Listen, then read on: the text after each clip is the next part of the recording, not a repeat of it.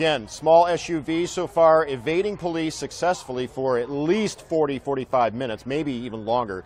We don't know why he's running. Multiple police cars in pursuit. Looks like the driver's side front tire is toast, and he is on his rim. It's going to limit his mobility. He's going to pull over now and get out to run. We have over Interstate 75 traffic with multiple officers in pursuit running against traffic. Jumps up over a hood of a minivan. Officers try to get him. They've got the van surrounded. 5, 6, 7. They've got him down in custody. Running on highway or against highway traffic, climbing the hood and windshield of that SUV, that minivan right there. And definitely look at that front left tire. That tire looks like it's going to have some issues here. And the loot in the back, the stuff standing out, the stuff that we were seeing in the backup, getting a lot of traffic right here, a lot of cross traffic. We're going to pull out and see how it gets moved around. All of this UPS truck there, squeezing by the UPS truck. Again, this is why LAPD has it in a tracking mode. They want this driver to slow down and not drive so erratically. Officers are behind this individual, but not close enough. Oh, there we go. One person right there. One person just fell out, so stand by. I can't tell if that's a foot bail. Somebody's still driving right now. Somebody's still driving the vehicle. So that was a passenger. Passenger ran, or literally jumped out of the vehicle. So I'm staying with the car. Somebody is still in the car driving that. You can see there's a male driving that. So again, a situation here that was just past Hazeltine on eastbound Victory Boulevard. We are going to stay with the vehicle as the female passenger jumped out of the car.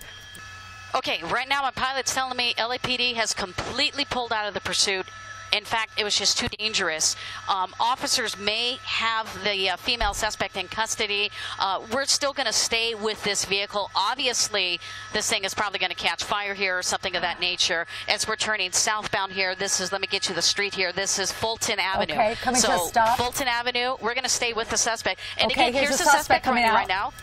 Right, and in a situation like this, trying to, you know. Wow. Physical contact made with the suspect here right now. Takedown, as you see here. Yeah, don't mess with LAPD. She's got you right now. She's apprehending the suspect all by herself, now getting assistance from other officers. We're eastbound on the 210 coming up to town. Right here you see the truck tore off that right front tire as it went through the 5760 interchange. What we're understanding, this is a carjacking with the victim still in the car. Suspect was armed with a knife. We've been hearing the police, the sheriff's observer overhead from LA County Sheriff's 21 calling that the victim is fighting with the driver. And right now he's right on this right shoulder, eastbound 210, coming through the Pomona area. And you see it just dragging that side of the car up there on the right front corner. Just unbelievable. This car has not caught on fire yet from all the friction from that dragging. There goes the tire right there. Now it's down on the actual rotor and on the frame. So you'll see it just kind of just dragging it along. Sparks flying out. Eventually, we've seen this before, it'll just burst into flames just from the sheer heat of the friction. So right now it's going to be a pretty dangerous thing here. Now with that victim inside and a possible, with the guy with a possible knife. And you can see it just glowing underneath there. But we're continuing here east on the 210 freeway. We'll get you across street here in just a second. CHP coming up to do a pit maneuver, coming up on the right-hand side, coming up to the thing, bumping it, turning it around into the center divider across the freeway, and a perfect pit by CHP. And we're going to come around here to the side. Keep an eye on it. 5's coming to the north side. And as we see, CHP, 3 units there. Perfect pit job. Took him off the freeway over that on-ramp, and now coming to a stop here. Now we have a problem now. You have that victim inside there with the suspect who is supposedly armed with a knife, and so they're going to have to hold back here. Car totally disabled at this point, not going to be able to get away from him now. He's backed up on that side of the shoulder, and as we continue around here, we'll keep an eye on him. 5's going to continue out here to the west, and you can see, so looks like, is that the female? Okay, both of them are out of that right door as we came around here, so we're going to keep an eye on them from here. And so right now it looks like they're giving up, and it's going to come to an end pretty quick. This is potentially not going to bode well for this guy. This is going to put him in a situation potentially where he may be stuck by the fact that he's put himself into a neighborhood where there might not be an exit. So he is southbound on surface streets, and he's going to make a right-hand turn into what looks like a cul-de-sac, and he's going to be off into the dirt here. He's going to be off into the dirt, and he is going to be making his way over towards the San Gabriel River riverbed. He is now just on the east bank of the San Gabriel River riverbed, and he's going to make a northbound turn. Look at this guy. He is basically off-road and in the dirt. Because this is a Toyota 4Runner, this is going to enable him to make these sorts of moves a little bit more readily and a little bit more easily. In fact, none of the pursuing officers who are down on the ground are behind him at this point. He is basically being followed by the LA County Sheriff's Department airship northbound on the eastern bank of the San Gabriel riverbed, and now he is going to be kind of approaching a situation where he has some room to make a move here, guys. So we'll kind of see what he does. At least 2 suspects here wanted for the crime of burglary, and again traveling on the San Gabriel riverbed, the eastern bank, heading back northbound over towards Whittier Boulevard. We'll kind of follow this and keep an eye on it, guys. Well, I tell you what, look where he is right now. That was one option for him to make a turn and get back over to surface streets, and he's basically let that opportunity go. So he's going to be staying on the eastern bank here. His next opportunity to get out of this particular situation might be over towards Whittier Boulevard here. He just missed an opportunity right there to get back on surface streets, but maybe that's going to bode well for the Sheriff's Department and the folks who are pursuing him, because he's in a relatively confined area that might allow resources to get ahead of him over, say, towards Whittier Boulevard or the next exit up, which is going to be Beverly, and put them in a situation where they can anticipate where his next move is going to be. So again, he's just on the eastern bank of the San Gabriel riverbed, and again, he's in a Toyota 4Runner, basically is off-road on that eastern bank of the riverbed going northbound, and he's about a quarter mile shy of Whittier Boulevard. Now, if he makes a move to the left, I don't know how he's going to get onto that bike path, but that bike path does take him to Whittier Boulevard here. Just kind of looking at this, he might be in a situation where he could be in a pickle here. He might not be able to get out of it with this vehicle. He might be in a situation where he could be trapped, and there it is. His vehicle is basically stopped. Right there, we're going to see at least one person, the driver, get out, and he's going to make his way over the fence, then into the San Gabriel riverbed. He's basically on the bike path northbound, heading up towards Whittier Boulevard here. Now, no unit. Well, actually, yeah, we do have units up on Whittier Boulevard, so they're going to be ahead of this guy if he makes his way over to Whittier Boulevard here. So they're going to be anticipating this guy heading over in that direction.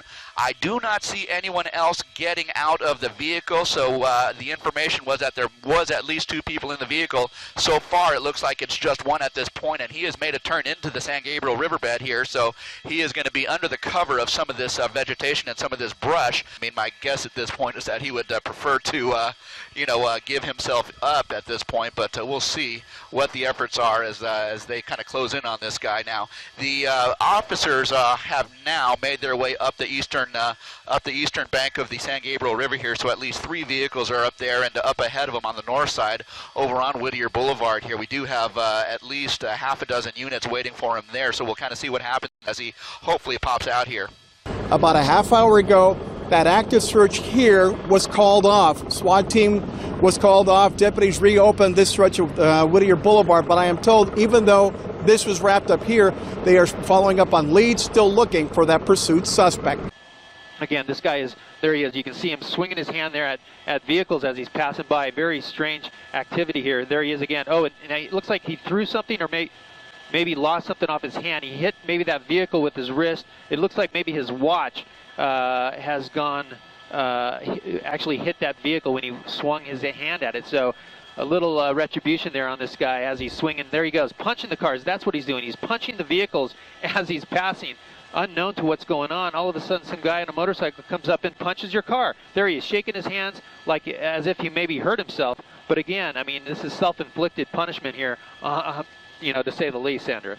And, he may have an issue with braking with that hand if he can, squeeze that brake or not with that left hand. So, Lena and Sylvia, very interesting pursuit taking place out here. Started in the San Bernardino area, and here he is looking back at police officers. And, he's making gestures to the officers there. I'm going to pull out and show you. Yeah, he's very agitated with those officers, being very defiant. and then jumping right back on the freeway. You can see him definitely, he's got some pain. Look at him switching his hand here. Switching hands. He's now throttling with his left hand. Oh, wow. So, you know, he may be having trouble with both hands at this point. Oh, my But look at him. He's very agitated at this point. Very dangerous for this driver. Left-handed, crossing his arms there, pulling on that throttle, but continuing to drive. And look at that. I mean, now he's switching back over to a normal position with his hands. But, you know, very dangerous situation for this driver. I mean, maybe he's playing this up for us. I don't know. But certainly when he hit that vehicle with his left hand, it definitely broke his watch. So you can imagine at the speeds he was traveling at the time, about 80 miles an hour, hitting someone's mirror like that, or the vehicle at the very least, is going to do some major damage. Yeah. Yeah, exactly. Yeah, you got to wonder. Bowing down his head. You got to wonder. I mean, like you said, this could be simply some drama, you know, created by someone who knows that he's being followed and wants to play it up. But it also could easily be someone who is in a great deal of pain. You know, sometimes when you injure yourself, it doesn't really kick in. The shock at first kind of masks the pain, and then after a while, you really begin to feel it. And that might be. It could well be what we're seeing right now. He could have easily injured himself very seriously. Oh, and this is very dangerous here. You know, he's picked up speed here really fast. He's approaching traffic on the 170 coming up to Roscoe. The traffic is always heavy here. There's a new bridge that they built here, commuter lanes here to get on that 5 freeway. We can see out the window that the traffic is backed up. You can see him passing cars. He's starting to slow down, shaking his wrist there, but very dangerous. Approaching the traffic, he speeds up. You know, it really speaks to this guy's mental status. I mean, thinking about, you know, just the cars changing lanes. Look at that, real close to that motorcycle. Almost hit him. Almost hit that fellow motorcyclist there. You know, the question is, how can he control this motorcycle any further in all this pain? Being a motorcycle being a little more agile and able to maneuver between vehicles. So, you know, looks like he's running out of real estate here. But Officer Ramirez, I'm so sorry to cut you off, but we're going to go back up to our Gil Levis and Sky 9 to tell us exactly where this guy is right now. He obviously went off the freeway into a construction zone of some sort. Where does this lead him, Gil? That's right. This is right at the 170 and the 5 freeway, the construction area. There he's down. He's down on the ground. He's given it up here. He didn't have anywhere to go at this point. The 5 freeway is just in front of him, and you can see he's just in agony there. But he went off into the construction area on that 170.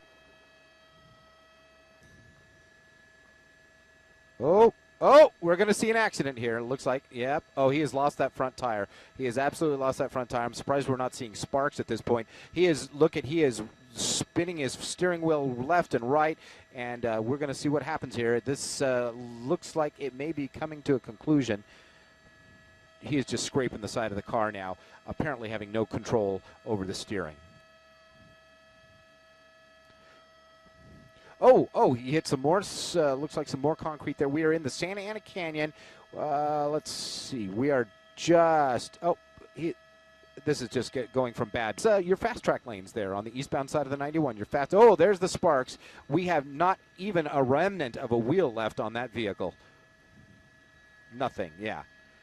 HP officers, you can see, look at him trying to accelerate with those rear wheels full speed. They're not going to go anywhere now. So at this point, this is where it's going to get really stressful for the officers because he has no place to go.